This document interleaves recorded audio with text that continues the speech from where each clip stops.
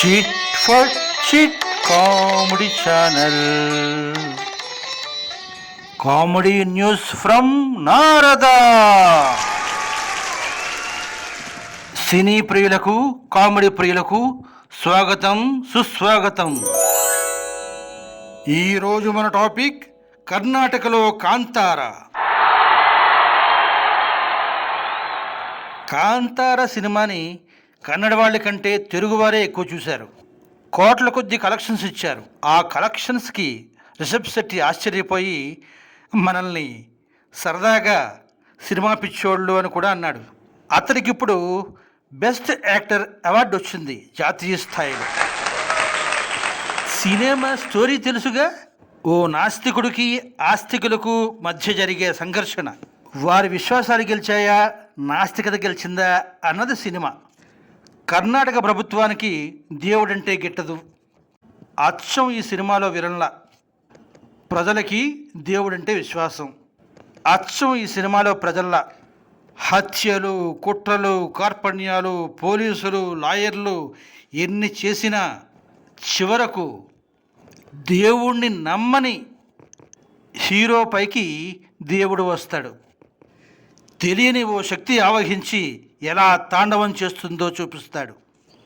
ఆ పెర్ఫార్మెన్స్ ప్రేక్షకుల్ని కట్టిపడేస్తుంది. అదే ఇప్పుడు రిషబ్ శెట్టిని జాతీయ స్థాయిలో బెస్ట్ హీరోగా నిలబెట్టింది. ధర్మం ఎప్పుడూ హీరోయే కదా. దేశంలో అరాచకాలకు పాల్పడుతున్న, అబద్ధాలు చెబుతున్న వారిని కాంతారాలా శిక్షిస్తే ఎంత బాగుండును అనుకుంటున్నారు ప్రేక్షకులు. ప్రేక్షకులు ఏమనుకుంటున్నా కర్ణాటక ప్రభుత్వానికి మాత్రం కాంతారా ప్రశ్నార్థకమై కూర్చుంది. ఎలా ఉంది కాంట్రాస్ట్, అదుర్సు కదా. ఇప్పుడు అసలు విషయంలోకి వద్దాం. ఈరోజు ఆగస్టు 16వ తేదీన 2022 సంవత్సరానికి గాను 70వ నేషనల్ ఫిల్మ్ అవార్డ్స్ ప్రకటించారు. ఇందులో దక్షిణాది నుంచి Malayalam cinema Aattam best feature ఫిల్మ్గా ఎన్నికయింది. బెస్ట్ తెలుగు ఫిల్మ్గా కార్తికేయ 2, బెస్ట్ తమిళ్ ఫిల్మ్గా పొన్నియన్ సెల్వన్ పార్ట్ 1 ఎన్నికయింది. బెస్ట్ డైరెక్టర్ అవార్డు మాత్రం ఊంచాయి సినిమాను హిందీలో డైరెక్ట్ చేసిన సూరజ్ ఆర్ బర్జాత్యాను వరించింది. బెస్ట్ ఎంటర్టైన్మెంట్ ఫిల్మ్గా కాంతారా నిలిచింది. బెస్ట్ యాక్టర్ అవార్డును రిషబ్ శెట్టి సొంతం చేసుకున్నారు.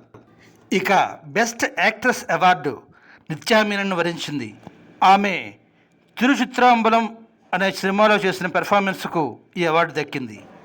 ఏది ఏమైనా కన్నడ సినిమా కాంతారాకు అవార్డు ఇచ్చినందుకు జ్యూరీకి అందరూ జేజేలు చెప్తున్నారు.